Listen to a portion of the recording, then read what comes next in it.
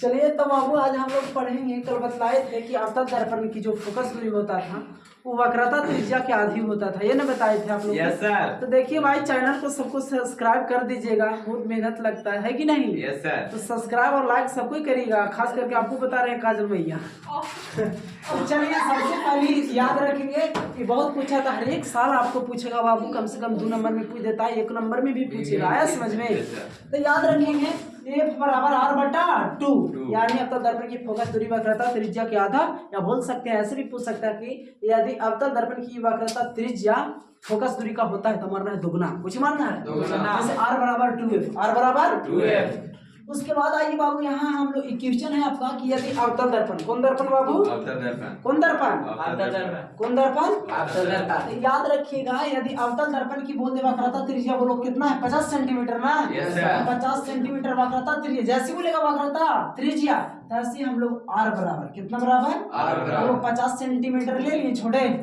उसके बाद आप ही बताइए बाबू, बोला है फोकस दूरी ज्ञात कीजिए, कुछ ज्ञात कीजिए, तो हम लोग लिखेंगे F बराबर, कुछ लिखेंगे F बराबर वाट। इसलिए अब यहाँ से F का मान निकालेंगे बाबू, तो बोलो R बराबर R/2 हो जाएगा। यानी वक्रता त्रिज्या कितना सेंटीमीटर?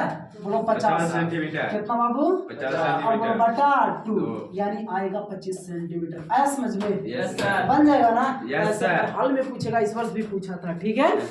उसके बाद आइए दूसरा क्वेश्चन बना लीजिएगा। दूसरा है कि यदि किसी दर्पण की फोकस दूरी, जैसे बोलेगा फोकस दूरी तो ऐसे लिखेंगे F का मान कितना सेंटीमीटर छोटे? 20 सेंटीमीटर। कितना? 20 सेंटीमीटर। उसके बाद है आपका बाबू फोकस दूरी फोकस दूरी दिल्ली है तो यहाँ निकालना है वक्रता त्रिज्या, कुछ निकालना है। तो यहाँ लिख लीजिएगा कि वक्रता त्रिज्या क्या होगा? वक्रता त्रिज्या क्या, यानी वक्रता त्रिज्या ज्ञात करें, हो जाएगा ना। उसके बाद R का मान, किसका मान? R का मान निकालना है। वक्रता त्रिज्या को R से सूचित करते हैं, तो यहाँ से इसलिए R बराबर फार्मूला लगा देंगे हम लोग। R बराबर कुछ होगा, बोलेंगे 2F, कुछ होगा बाबू 2F। अब 2 ऐसे छोड़ देंगे, अब F का मान मतलब ये कितना? 20 है ना। तो 20 लिख दिए। उसके बाद आंसर 40 हो जाएगा। बजेगा ना पुनः। चलिए आगे अब हम लोग के पढ़ना है आवर्धन, कुछ ही पढ़ना है। आवर्धन को बाबू इंग्लिश में बोलते हैं मैग्निफिकेशन, कुछ ही बोलेगा मैग्निफिकेशन। ये आवर्धन कहेंगे किसको? तो बोलेंगे हम लोग प्रतिबिंब की ऊंचाई, प्रतिबिंब की ऊंचाई। तो प्रतिबिंब की ऊंचाई और वस्तु की ऊंचाई के अनुपात को हम लोग क्या बोलेंगे बाबू? आवर्धन बोलेंगे। याद रखिएगा आवर्धन को सूचित M से करेंगे, कुछ से M से। आवर्धन की कोई मात्रा नहीं होता।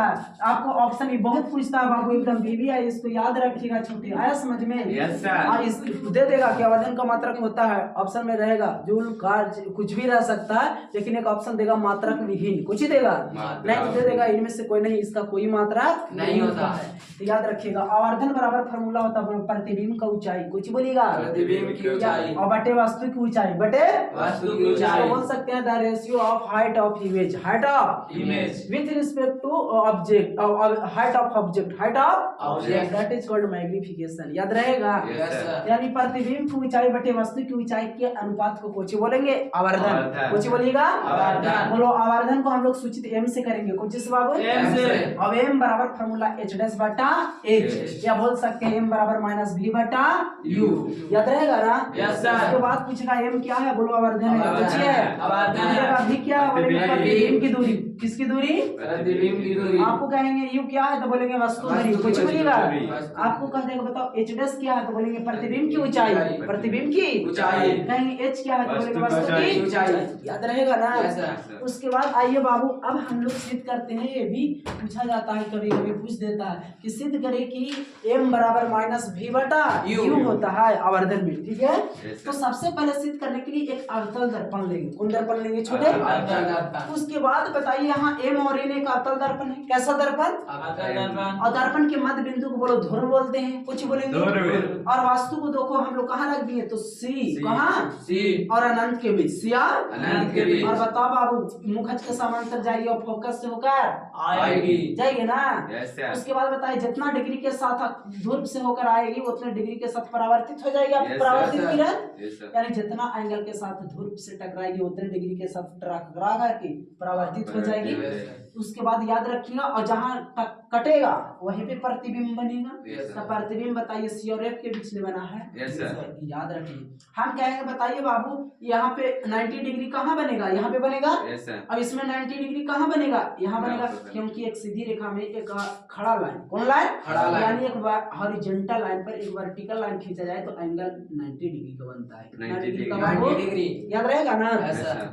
तो आइए अब हम लोग सिद्ध करने के लिए सबसे पहले हम लिखेंगे कि माना कि एम और एन बोलिए कैसा दर्पण है, अवतल दर्पण। कैसा दर्पण, अवतल दर्पण बोलेंगे। Yes, sir. उसके बाद लिखेंगे अब यहाँ चित्र से, कुछ इस बाबू चित्र से। प्रतिबिंब की ऊंचाई, प्रतिबिंब की ऊंचाई। बताओ प्रतिबिंब का ऊंचाई ई है कि आपका ये है बाबू, ये है। प्रतिबिंब का ये आपका हो गया वस्तु की ऊंचाई Yes, और sir. ये आपका हो गया प्रतिबिंब की ऊंचाई। बात समझ रहे हैं ना। Yes, sir. आपको कहेगा प्रतिबिंब की ऊंचाई h डैश से सूचित करते हैं, लिख दिए। Yes, sir. आपका a डैश b डैश ये आपका प्रतिबिंब का ऊंचाई हो Yes, गया। sir. Yes, sir. उसके बाद कहेगा बताइए वस्तु की ऊंचाई क्या है, तो वस्तु की ऊंचाई ab, AB। तो बताओ ab लिख दिए। Yes, sir. उसके बाद प्रतिबिंब की दूरी कहेगा, किसकी दूरी, प्रतिबिंब की प्रतिबिंब की दूरी को हम लोग v से सूचित करते हैं। Yes, sir. तब p a डैश बताइए P p से लेके a डैश तक प्रतिबिंब है ये बाबू। Yes, sir. लिखेंगे p a डैश प्रतिबिंब की दूरी है, किसकी दूरी, प्रतिबिंब की आपको दूरी। कहेगा बताइए वस्तु दूरी कौन है, तो बोलेंगे u, वस्तु दूरी U। वस्तु दूरी को सूचित से नाम करते Yes, हैं। yes, sir. लिखेंगे p से लेके b तक ये आपका वस्तु है, पूछिए बाबू वस्तु है। p से लेके b तक ये आपका वस्तु दूरी हुआ, कुछ हुआ वस्तु दूरी। अब लिखेंगे हम लोग त्रिभुज p a b dash, p a dash b dash, यानी त्रिभुज p a dash b dash. तब बोलिए यहाँ त्रिभुज p a dash b dash, p a dash b dash, यानी ए वाला ट्रायंगल में चल रहे हैं, ठीक। Yes. और तथा त्रिभुज p a b, p a B। तब p a B। यानी एक बड़का त्रिभुज में और एक ही वाला छोटा त्रिभुज में देखते Yes, हैं। sir. Yes, तो sir. पहले लिखेंगे बाबू कि angle a dash, angle a Yes, sir. a Yes, sir. p P b dash, बस समझ रहे हैं। Yes, sir. Angle a dash p b dash, ठीक। Yes, sir. बस समझ रहे हैं ना। Yes, sir. बराबर होगा त्रिभुज ए पी बी, त्रिभुज ए पी बी। ऐसा क्यों, ऐसा क्यों? बोलेंगे परावर्तन के नियम से, यानी परावर्तन का नियम था बाबू कि आपतन कोण जो होता था वो परावर्तन कोण के कुछ होता था बराबर, बराबर। कोची बराबर। तो ये वाला एंगल जो होगा एक बराबर, तो एंगल क्यों ना लिख सकते हैं एंगल ए पी, बोलो angle A P B। B Yes, sir. लिख सकते हैं ना। Yes, sir. तब बताओ उसके बाद फिर लिख सकते हैं ई वाला जो बराबर होगा एंगल ए पी बी जो बराबर होगा एंगल ए डैश, कोची A dash। P B dash के बराबर होगा, Yes, sir. होगा ना। Yes, sir. लिख दिए हम लोग, कोई दिक्कत नहीं, sir. तो अब आइए अब बाबू इसलिए ए डैश और एरा समीकरण मानो इसको हम लोग बाबू याद रखिएगा। उसके बाद यहाँ पे आ जाइए यहाँ ये, उसके बाद ए डैश, कोची बाबू A dash। कोची A dash। तो बताइए यहाँ से ए डैश बराबर बी डैश, ऐसा क्यों ये दोनों बराबर हुआ दोनों को, तो बोलेंगे 90 डिग्री है, कोची है 90 डिग्री है। देखिए यहाँ पे बाबू आपका यहाँ B। ए डैश के पास बताओ यहाँ 90 डिग्री बना हुआ है, Yes, sir. बी के पास 90 डिग्री है। Yes, sir. Yes, इसलिए दोनों आपस में कुछ हो गया बराबर हो गया। और जब दो त्रिभुज आपस में बराबर हो जाएगा तो लिखेगा हम लोग बाबू कि कोण ए समरूपता से, कोण ए समरूपता से। तो इसलिए आप ये दोनों त्रिभुज होगा समरूप हो जाएगा, कैसा हो जाएगा समरूप। बराबर, कैसा बराबर। इसलिए एक बार अब हम लोग लेंगे प्रतिबिंब का ऊंचाई और एक बार बटा में वस्तु की ऊंचाई। तो बोलो प्रतिबिंब का ऊंचाई बताओ ए डैश बी डैश है बाबू, Yes, sir. प्रतिबिंब का ऊंचाई कौची है A A dash B B dash, dash. और एक बार लेंगे वस्तु की ऊंचाई कौची लेंगे, वस्तु तो वस्तु की ऊंचाई बताइए AB ए बी है, ले लिए बी Yes, sir. बराबर एक बार लेंगे प्रतिबिंब दूरी कुछ लेंगे प्रतिबिंब दूरी। इस लेके ए डैश तक की प्रतिबिंब दूरी ले लिए वस्तु और एक बार बट्टा में लेंगे वस्तु दूरी कुछ लीजिएगा। वस्तु दूरी। तो वस्तु दूरी पी से लेके बी तक है, Yes, बट्टा sir. में बी भी ले लिए। Yes, sir. उसके बाद बाबू अब ए डैश बी डैश क्या है हमारा, तो प्रतिबिंब का प्रतिबिंब। ऊंचाई। Yes, sir. तो प्रतिबिंब का ऊंचाई बताओ, प्रतिबिंब का ऊंचाई h डैश से डिनोटेट करते हैं, Yes, sir. लिख दिए। Yes, sir. ए भी क्या है वस्तु की ऊंचाई, Yes, और sir. वस्तु की ऊंचाई यहाँ पर बताओ h है, Yes, sir. रख दिए। Yes, sir. अब बराबर देंगे। Yes, उसके sir. बाद पी ए डैश की प्रतिबिंब दूरी को सूचित भी से करते हैं। Yes, sir. उसके बाद आप बताइए वस्तु दूरी को यूज से सूचित करते हैं। Yes, sir. लिख दिए। Yes, sir. आप लिखेंगे ची परिपाटी से, कुछ लिखिएगा। ची तो परिपाटी बताइए से। आप ही बाबू ची परिपाटी में हम पढ़ाए थे कि मुख अक्ष के ऊपर, मुख अक्ष के ऊपर मापी गई ऊंचाई कोची में होता है, माइनस में धनात्मक में कि ऋणात्मक में, मुख अक्ष के ऊपर मापी गई ऊंचाई धनात्मक में कोची में, लेकिन मुख अक्ष के नीचे, मुख अक्ष के नीचे मापी गई ऊंचाई कोची में होगा, तो बोलेंगे ऋणात्मक में। किसमें? तब बताइए बाबू, ये आपका प्रतिबिंब का ऊंचाई है ना, तब प्रतिबिंब ऊपर बना रहे कि नीचे? प्रतिबिंब देखो नीचे, इसलिए अभी यह गया मुख अक्ष या प्रधान अक्ष, तो मुख अक्ष के नीचे मापी गई ऊंचाई ऋणात्मक में होती है कोची में। और ये आपका वास्तु की ऊंचाई है ना, तो मुख अक्ष के ऊपर मापी गई ऊंचाई कोची में होगा, धनात्मक में। कोची में? धनात्मक में। बात समझ रहा है ना? Yes sir. अभी माइनस में, अभी प्लस में, अब बराबर देंगे। अब बताओ, अवतल दर्पण में वास्तु दूरी भी माइनस में और प्रतिबिंब दूरी भी माइनस में और वास्तु दूरी भी माइनस में, इसलिए दोनों माइनस से माइनस कट गया ना।